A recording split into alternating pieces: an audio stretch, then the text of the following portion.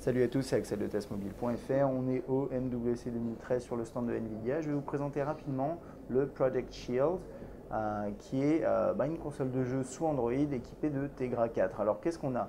On a en fait un appareil qui est bâti autour d'une manette. Je vais vous montrer ça bien sûr avec un écran 5 pouces ici que je vais ouvrir juste après, avec un design très sympa dans les tons noirs, argentés ici, et bien sûr la petite touche de verre typique Nvidia. À l'arrière, qu'est-ce qu'on a?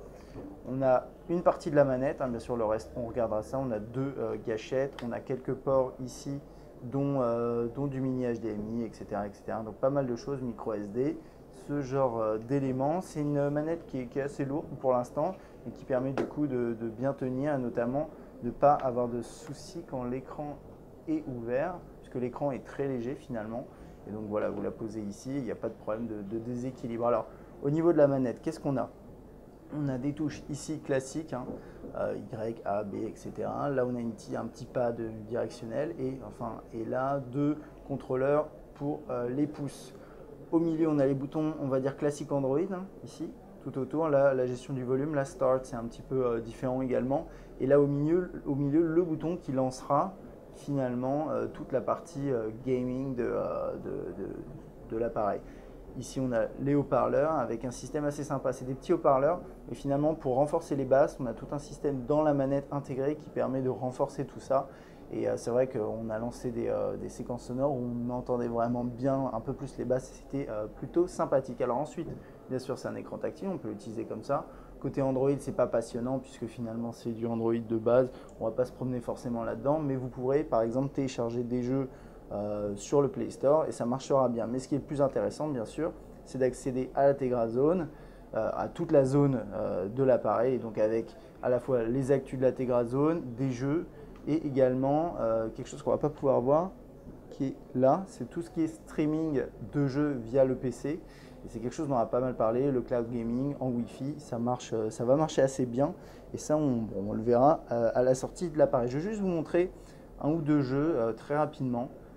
Donc là, on a quelques petits jeux qui sont optimisés Tegra 4 et qui rendent vraiment très très bien, comme par exemple ici, Riptide 2, donc qui est la suite du numéro 1, et vous verrez, ça rend vraiment très très bien. Yes.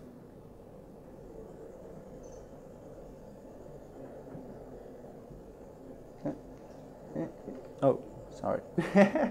Voilà, moi je découvre. Donc voilà, et là voilà, on voit des effets d'ombre qu'on voit sur les côtés quand je passe en dessous de certains éléments. On voit, bien sûr, tout est très très fluide, très optimisé pour l'utilisation à la manette et c'est vraiment magnifique. Et donc c'est des jeux qui rendront très très bien sur les terminaux Tegra 4, qui bien sûr seront aussi jolis sur d'autres appareils comme Tegra 3, mais qui seront quand même moins réussis sur d'autres chipsets. Donc là voilà, on a le petit jeu Riptide. Je vais juste vous en montrer un autre très rapidement. Oups. Je vais retourner là. Is it working this one? Yeah? Ok, let's have a quick look. On va regarder ça rapidement. Et donc, alors, l'appareil devrait arriver au second trimestre cette année. On n'a pas d'idée de prix, mais il devrait être assez élevé. Mais là-dessus, ils ont une politique assez agressive. Donc, on verra ça d'ici quelques temps. Je vais aller rapidement voir ce jeu. Et puis, on aura terminé. Moi, je pense que voilà, c'est un appareil qui est très intéressant. Une bonne petite manette. Alors, bien sûr, ça ne remplacera pas. Voilà. Ok. This one? Ok. Thanks. Je découvre aussi. Ah, j'arrive pas à l'avoir.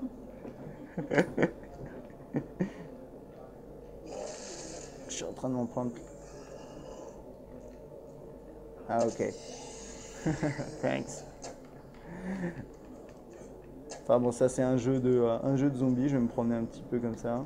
Donc là, vous voyez, je peux tourner comme ça. C'est assez. Voilà, ok. Yeah. Bon, c'est bon, j'ai compris comment ça marchait. Ah, ok.